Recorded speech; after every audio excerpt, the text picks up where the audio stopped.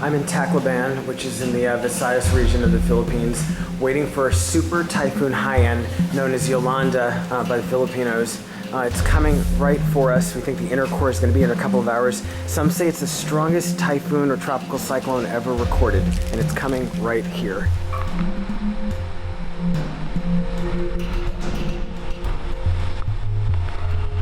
So I'm Josh Morgergman. I'm a storm chaser from California, and this is the Hotel Alejandro in downtown Tacloban City. This is where I was during Super Typhoon Yolanda. We were at the tail end of the typhoon season, and we just, Mark and James and I had just chased 3 typhoons in Japan and the Philippines, and we thought the season was over, but then the computer models started showing a big typhoon hitting the Philippines. So about a week in advance, I knew I was coming here.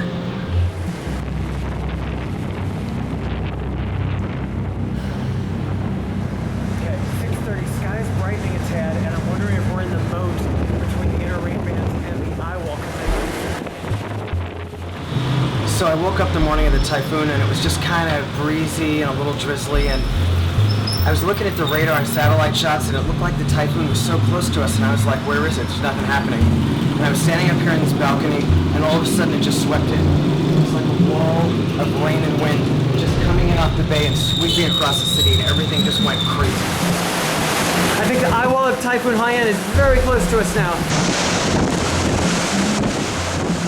The inner core of the storm, the eye wall, you can see it just coming across the city, just sweeping across just this wall of wind and rain, and almost zero visibility. Typhoon Haiyan is breaking mid-city. So this is the roof of the hotel, and when the eye wall of Super Typhoon Yolanda swept across the city and the wind went crazy, I came up here, I wanted to see what was happening. It's totally dangerous, it could have gotten blown right off. But looking from up here, you could just see wind and rain and clouds just like sweeping across these rooftops, the trees going like crazy, debris like roofs ripping off of buildings and just blowing through the air. I mean, it was complete pandemonium, and then it just got so crazy that you couldn't see more than a block away. That church over there is that's like the main kind of landmark church of this city, and you know, I think it's very symbolic. It took a real beating. The wind totally ripped the roof off. It basically completely gutted the steeple, and the storm surge, the water just swept in and just completely just trashed the whole place.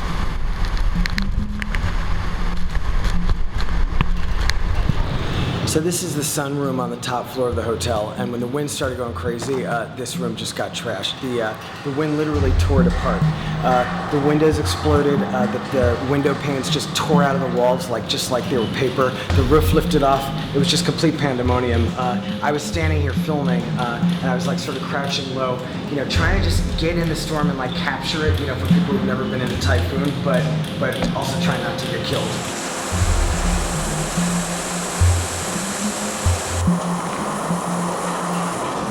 When you're in a really intense typhoon like Yolanda and the wind is just screaming and stuff is blowing through the air and there's these crashing sounds, it feels really angry, and you start to think of it as, you personify it, and you start to think of it as something that's out to get you, because that's what it feels like. There's a violent, strange energy which I find really awe-inspiring.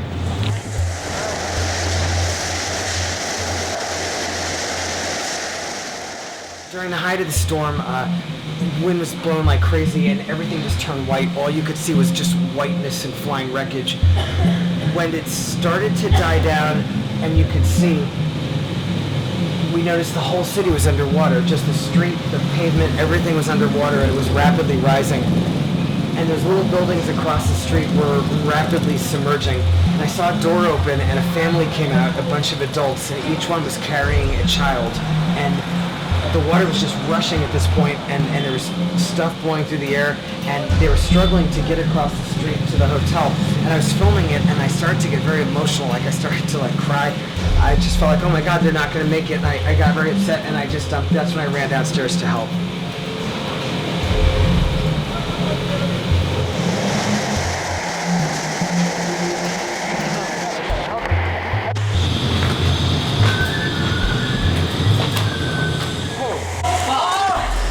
The surge is rising really fast now. It is totally coming up.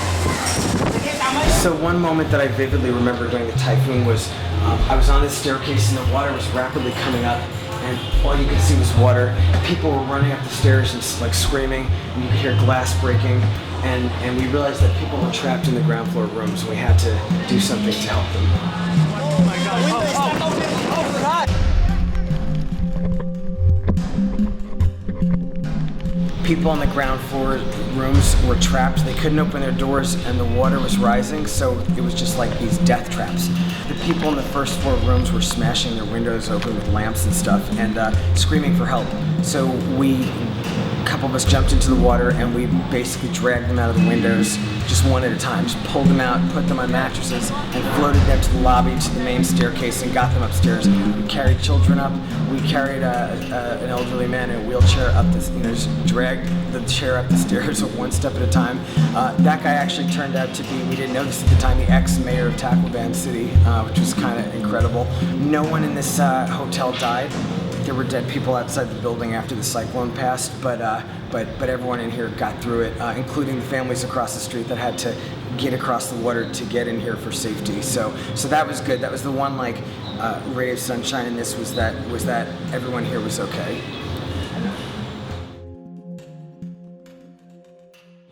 Must have been nice to see that sign down there. No, it wasn't. No. For Josh, it would have been. Lovely. He's California, but James and I are English. No, working with Josh is fantastic. We all do have our kind of separate directions and priorities, so to speak. But at the end of the day, we all share a fascination and curiosity. I think that's a good word to describe it, of these forces of nature, and we all want to witness them and document them. It's just we all have our different lines of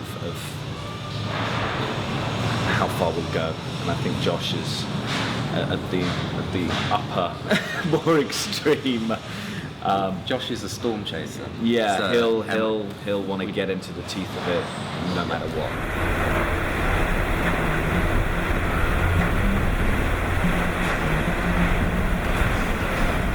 I didn't feel it at all. I felt my leg rub against something. I thought it actually felt like some rope dragging across my leg. I remember feeling something stuck to my leg. I thought but I actually put my fingers into the cut, and then I knew it was really, really deep and really a bit of a problem.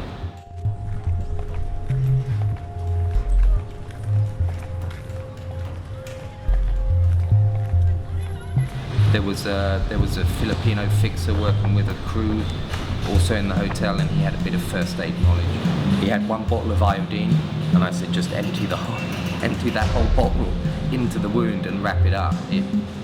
He said it needed 50 stitches. Later that day, after the typhoon had gone, we got to a hospital, but when we got to the hospital, it was apocalyptically bad.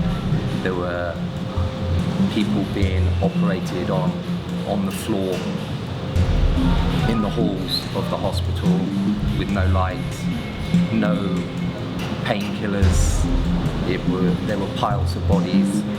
And suddenly my leg felt a lot better. We managed to get on a helicopter out of Tacloban and got to Cebu. And when we unwrapped the bandage after 3 days, it was gangrene and pretty messy, and the doctor said another 24, 48 hours and I would have lost the leg.